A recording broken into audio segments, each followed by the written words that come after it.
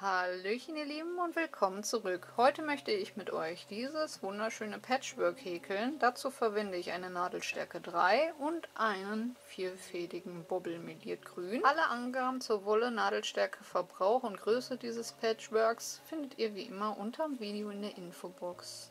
Und dann würde ich sagen, legen wir mal los. Wir beginnen mit einem Fadenring und 8 festen Maschen. Dazu nehme ich mir meinen Faden, lege ihn zwischen Mittel- und Zeigefinger hindurch, von außen um den Zeigefinger herum, zweimal um den Daumen herum und halte den Endfaden mit Ring und kleinem Finger fest. Dann gehe ich mit der Nadel von oben durch die Schlinge am Daumen und hole mir den Spannfaden aus der Mitte und häkel eine Masche ab. Nun häkeln wir um beide Fäden 8 feste Maschen. 1, 2, 3, 4, 5, 6, 7 und 8. Und dann können wir am losen Faden das Ganze zuziehen und mit einer Kettmasche am Anfang schließen. Und schon ist unser magischer Ring fertig. Als nächstes holt ihr euch am besten einen Marker hinzu. Dann machen wir 5 Luftmaschen, lassen 2 Maschen frei, also die, wo die Dingens rauskommt, die danach auch, und gehen in die zweite rein und häkeln dort eine feste Masche. Also hier diese halbe und die danach freilassen und in das dritte Löckchen dann die feste Masche. 5 Luftmaschen, 2 freilassen und in die dritte eine feste Masche. 5 Luftmaschen, 2 freilassen und eine feste Masche direkt am Anfang, wo die Kette dann halt auch rauskommt. So, danach 5 Luftmaschen und hier setzen wir uns jetzt den Marker, damit wir wissen, wo die Runde vorbei ist. Eine feste Masche in den ersten Bogen, 5 Luftmaschen, eine feste Masche in den zweiten Bogen, 5 Luftmaschen und eine feste Masche in den dritten Bogen. 5 Luftmaschen. Marker rausnehmen. Und jetzt gehen wir in den nächsten Bogen, das ist ja dann der Anfang wieder, um die Kette herum und häkeln dort 3 feste Maschen.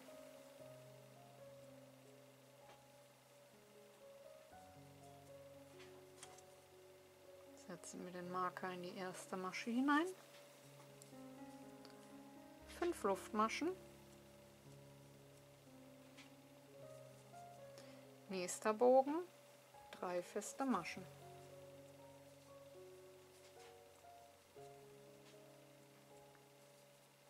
5 Luftmaschen. Nächster Bogen, 3 feste Maschen.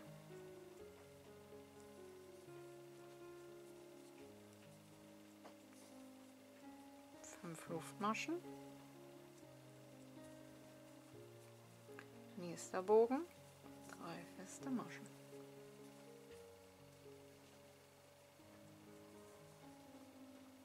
5 Luftmaschen. Nun sind wir einmal rum. Und als nächstes werden aus den 3 festen Maschen 5 feste Maschen, also 2 mehr. Häkeln in die erste, in die zweite und in die dritte feste Masche. jeweils eine feste Masche hinein und nochmal 2 zusätzliche um die Kette herum. Marker setze ich mir wieder in die erste, 5 Luftmaschen, die nächsten 3 festen Maschen wieder mit jeweils einer festen Masche bestücken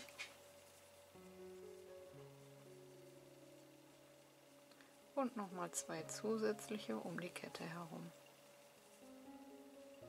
5 Luftmaschen, die nächsten 3 festen Maschen wieder mit jeweils einer festen Masche behäkeln und 2 zusätzliche um die Kette herum.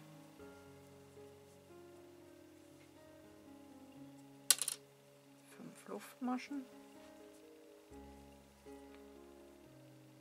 und die letzten 3 festen Maschen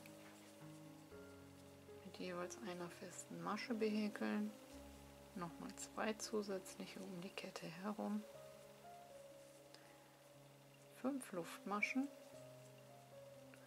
und dann sind wir auch schon rum und hier beginnen wir dann weiter. So geht das jetzt die ganze Zeit weiter. Immer 5 Luftmaschen, das bleibt wie gehabt. Und ansonsten häkelt ihr von der ersten bis zur letzten festen Masche jeweils eine feste Masche durch und erweitert immer um die Kette herum mit 2 zusätzlichen. Also als nächstes kommen 5, die ihr abhäkelt und nochmal 2 dazu, dass es insgesamt 7 sind. Das Ganze herum. Dann häkelt ihr die 7 ab und macht wieder 2 dazu. Dann sind wir bei 9. Dann bei 11 und irgendwann bei 13. So, und ich werde das Ganze jetzt so weit häkeln, bis wir bei 13 festen Maschen insgesamt sind und dann geht es weiter. Nachdem wir bis auf 13 feste Maschen hochgehäkelt haben pro Seite, beenden wir die Runde mit 5 Luftmaschen und gehen in die nächste Runde mit Abnahmen.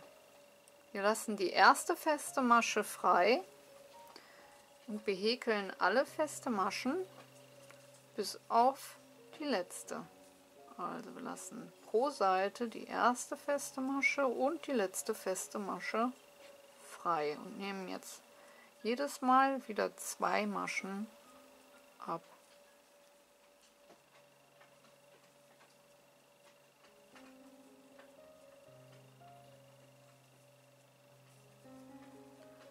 So, dann 5 Luftmaschen, eine feste Masche um den Bogen, 5 Luftmaschen und wieder die erste feste Masche freilassen und ab der zweiten alle festen Maschen mit jeweils einer bestücken.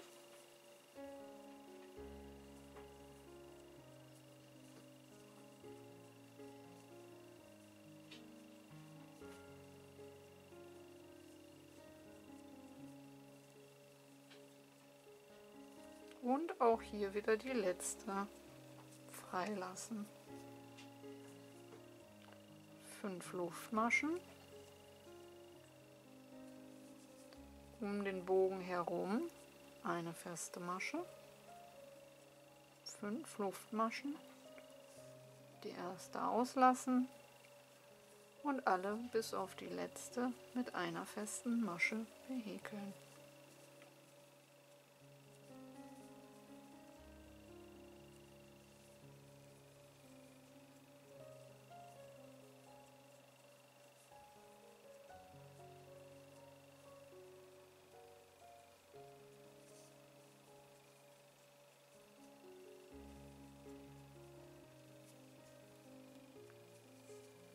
Luftmaschen,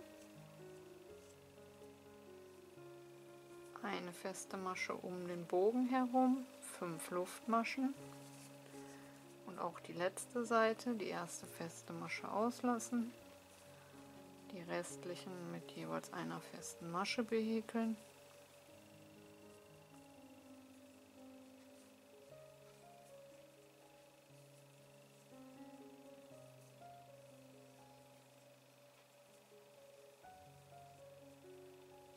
Und auch hier noch die letzte feste Masche auslassen. 5 Luftmaschen, eine feste Masche um den Bogen herum, 5 Luftmaschen und dann sind wir einmal rum. Kommen wir zur nächsten Runde. Auch hier wieder 5 Luftmaschen, die erste Masche auslassen und ab der zweiten alle mit einer festen Masche behäkeln.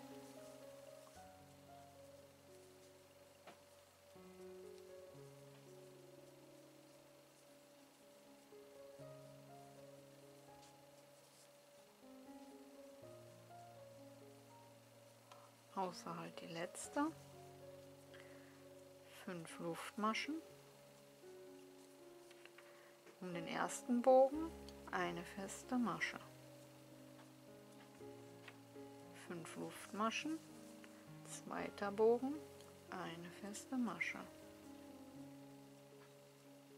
5 Luftmaschen. Erste Masche oder erste feste Masche wieder auslassen. Ab der zweiten jeweils eine feste Masche pro Masche.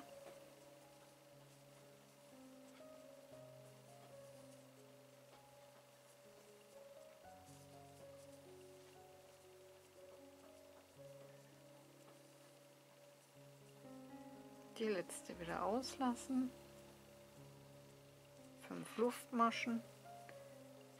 Erster Bogen eine feste Masche, 5 Luftmaschen, zweiter Bogen eine feste Masche, 5 Luftmaschen, erste feste Masche wieder auslassen,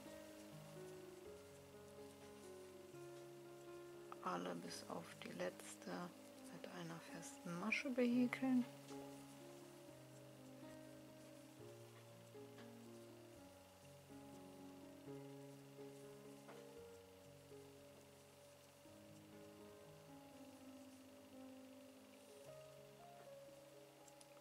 Luftmaschen, erster Bogen eine feste Masche, 5 Luftmaschen, zweiter Bogen eine feste Masche, 5 Luftmaschen und bei der nächsten Seite wieder die erste Masche freilassen und alle bis auf die letzte mit einer festen Masche behäkeln.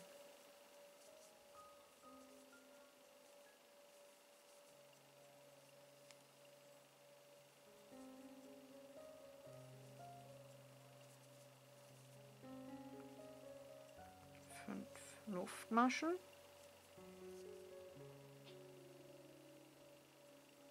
eine feste Masche um den Bogen, 5 Luftmaschen, eine feste Masche um den zweiten Bogen, 5 Luftmaschen und die Runde ist soweit fertig.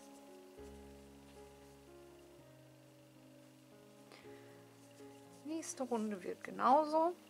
Erste Masche wieder freilassen.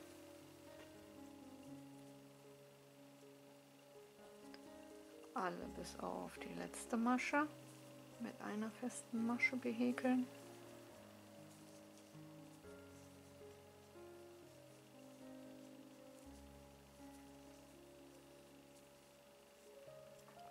Luftmaschen,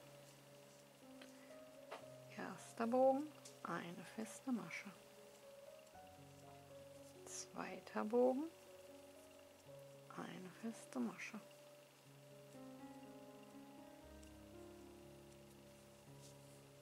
dritter Bogen, eine feste Masche, 5 Luftmaschen und rüber wieder die erste freilassen.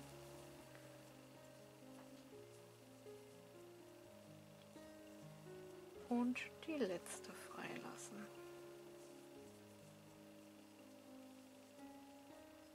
Also wir haben jetzt hier dann an der Ecke 4 Bögen. Und 2, 4, 6 Maschen. Ich habe mich vertan. Seht ihr? So schnell geht das. Können ja gar keine 6 sein, das müssen ja 7 sein. Hier habe ich eine Masche zu viel ausgelassen. 1, 2, 3, 4, 5, 6 und 7. Also 4 Bögen an der Seite, 7 Maschen. Dann wieder 5 Luftmaschen. Erster Bogen. Eine feste Masche. 5 Luftmaschen. Zweiter Bogen. Eine feste Masche. Dritter Bogen. Eine feste Masche. Und mit dem vierten Bogen gehen wir wieder rüber und häkeln unsere 7 festen Maschen.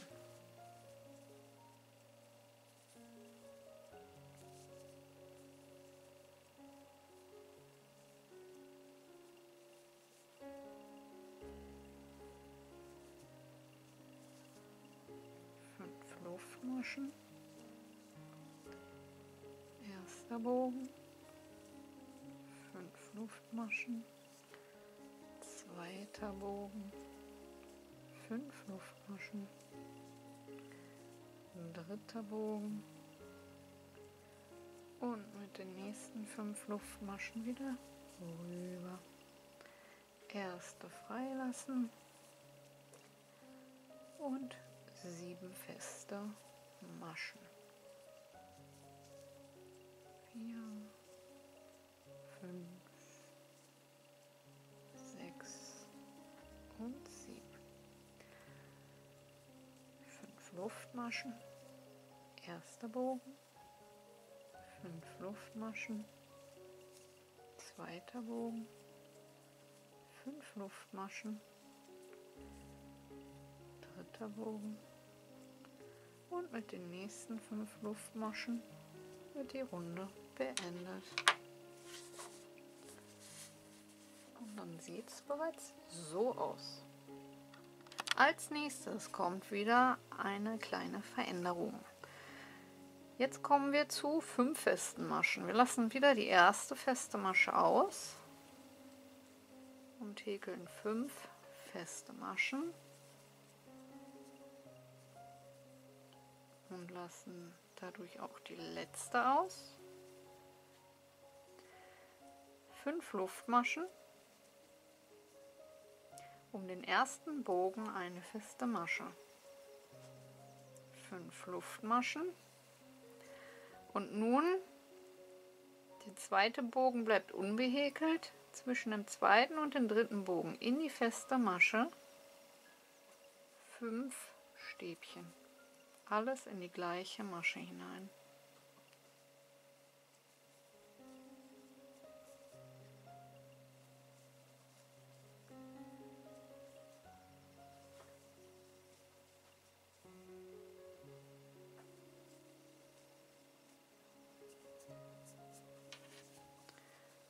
Fünf Luftmaschen. Den Bogen direkt nach dem Fächer überspringen und in den ersten Bogen dann auf der anderen Seite die feste Masche setzen, 5 Luftmaschen und mit dem zweiten Bogen dann rüber die nächsten 5 festen Maschen häkeln, sodass wir hier 2 Bögen haben, den Fächer und hier 2 Bögen haben. Also hier auch dann jetzt wieder 5 feste Maschen.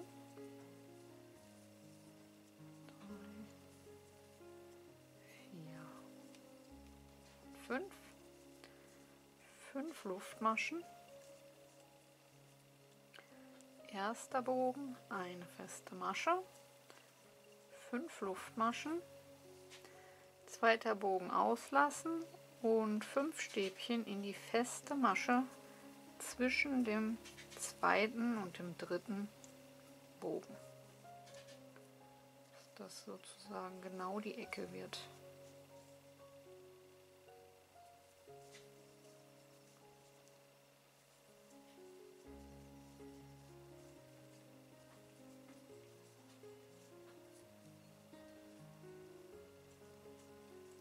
5 Luftmaschen, den Bogen direkt danach auslassen und in den ersten Bogen auf der anderen Seite die feste Masche setzen. Und mit den nächsten 5 Luftmaschen die nächsten 5 festen Maschen häkeln.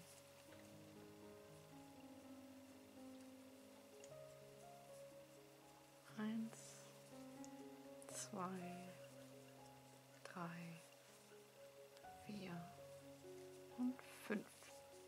So, und so häkeln wir jetzt einmal komplett noch herum, denn jetzt werden die Runden etwas länger.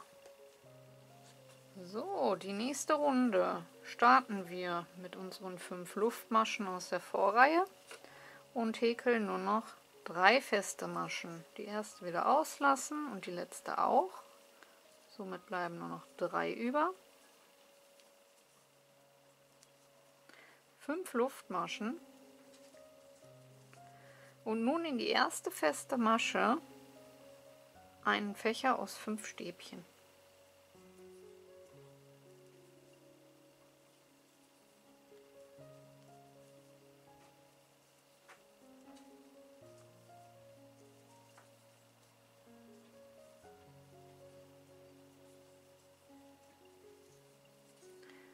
Fünf Luftmaschen, eine feste Masche in das erste Stäbchen des Fächers der Vorreihe, 5 Luftmaschen, eine feste Masche in das letzte Stäbchen des Fächers, 5 Luftmaschen,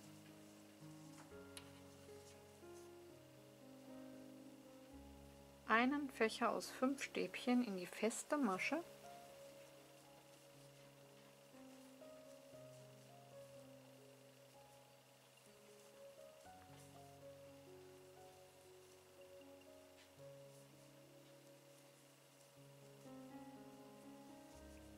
fünf Luftmaschen und 3 feste Maschen, in denen wir die erste feste Masche und die letzte feste Masche auslassen. 5 Luftmaschen, einen Fächer aus 5 Stäbchen in die feste Masche,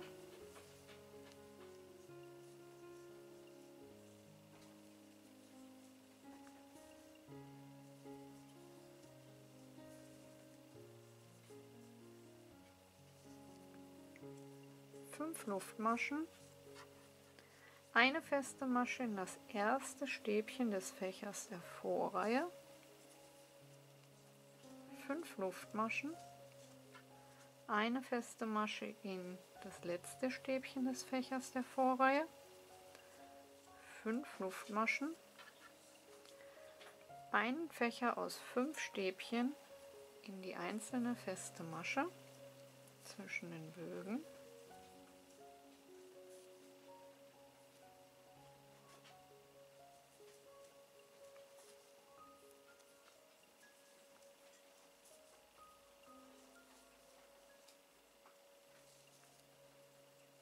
fünf Luftmaschen und wieder 3 feste Maschen, indem wir die erste und die letzte feste Masche auslassen. Und so geht es dann einmal komplett herum. Hier noch mal kurz zum Anschauen. So, und dann sind wir auch schon bei der letzten Runde angekommen. Wir machen einen Umschlag, wir haben jetzt noch 3 feste Maschen über und gehen in die mittlere feste Masche und häkeln dort 5 gemeinsam abgemaschte Stäbchen. Also wir häkeln das erste Stäbchen zur Hälfte ab, das zweite zur Hälfte, das dritte zur Hälfte, also immer durch 2 Schlaufen nur, 4 und 5. Und zum Schluss dann alle Schlaufen gemeinsam. Dann kriegen wir so einen schönen Knüppel hin. 5 Luftmaschen. Nun kommen wir zur Ecke. In die feste Masche eine feste Masche. 3 Luftmaschen. Das ist die einzige Stelle, wo 3 Luftmaschen links und rechts kommen. Einen Fächer um die Kette herum aus 5 Stäbchen.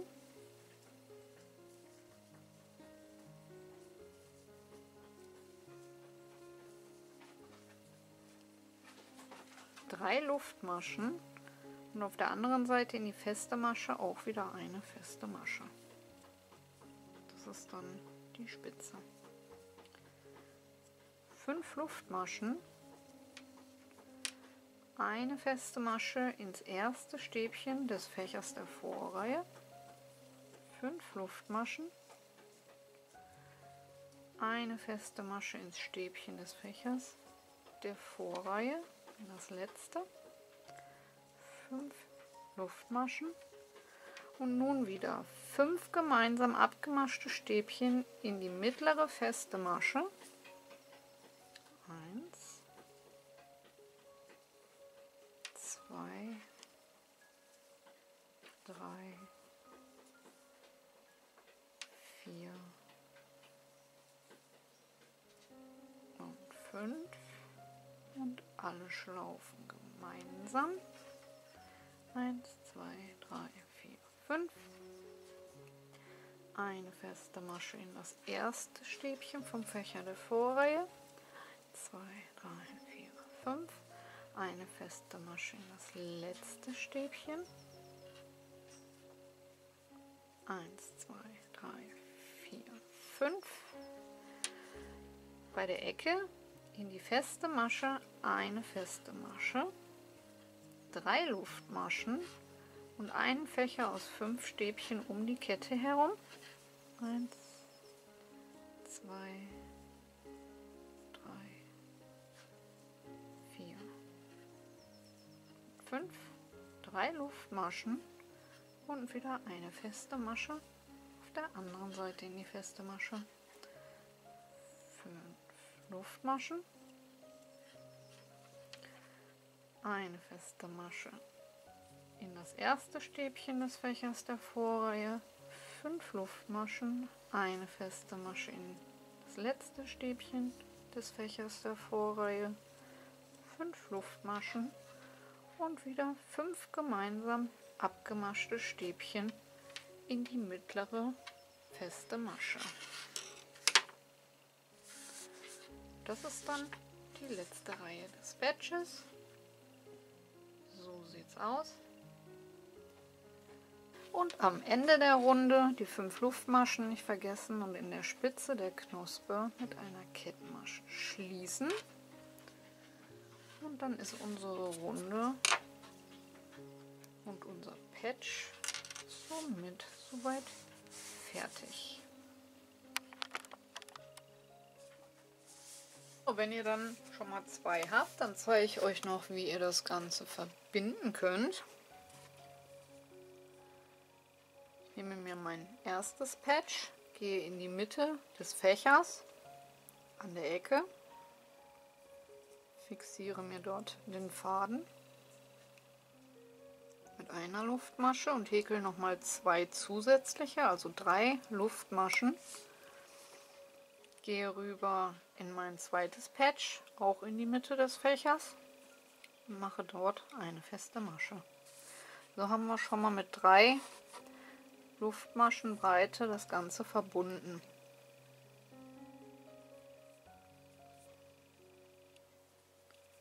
Nun mache ich 5 Luftmaschen, wie wir es auch im Muster hatten. Das ist, glaube ich, besser.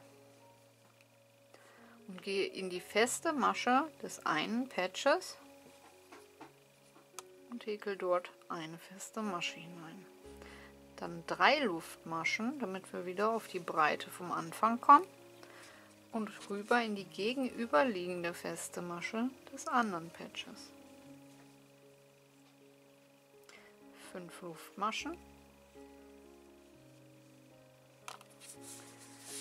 Dann haben wir wieder die Länge, um zur nächsten festen Masche zu kommen.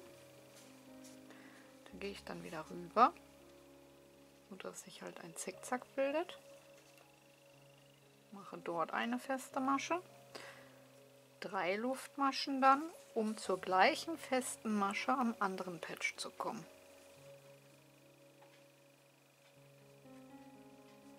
Und eine feste Masche.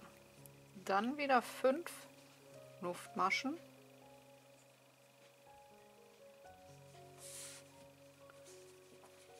Um auf die andere Seite des Fächers zu kommen. 3 Luftmaschen, um dann bei dem anderen Patch an die gleiche Stelle auch eine feste Masche zu setzen. Und so bildet sich dann dieses Zickzack und optisch halt auch so diese Bögen. Das Ganze nachher gedämpft ist, dann sieht man das besser. So, wo waren wir jetzt bei 3? Jetzt kommen wieder 5 Luftmaschen.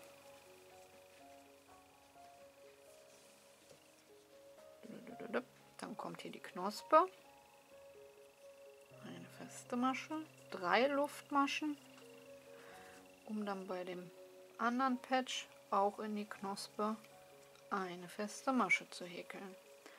Also mal 5 Luftmaschen, um weiterzukommen, und 3, um sich die gegenüberliegenden festen Maschen zu verbinden.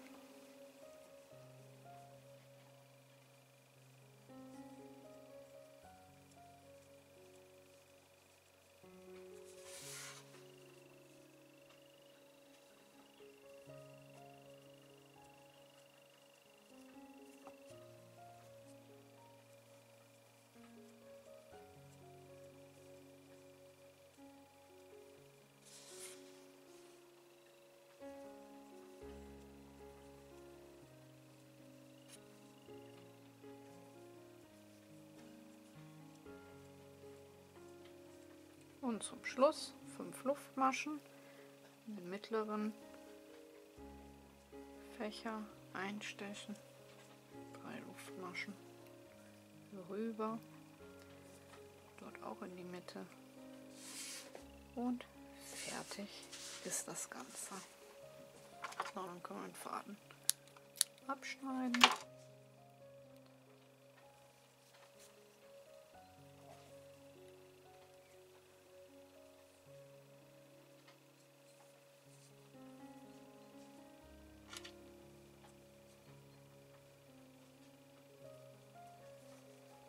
Ich verstecke mir den Faden dann in diesem Stäbchen, dass man das dann nicht so sieht.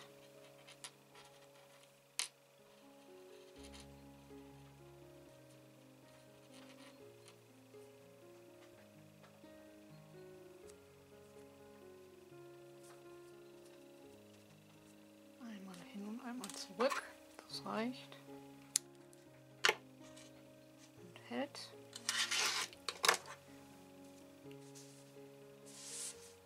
Alles wunderschön verbunden und gedämpft ist. Ich hoffe, euch hat die Anleitung gefallen und ihr seid gut mitgekommen. Vergesst nicht eure Bewertung, wie immer ganz, ganz wichtig für den Algorithmus, für uns YouTuber. Ansonsten viel Spaß beim Nachwerkeln und lasst die Nadeln glühen. Ciao, ciao.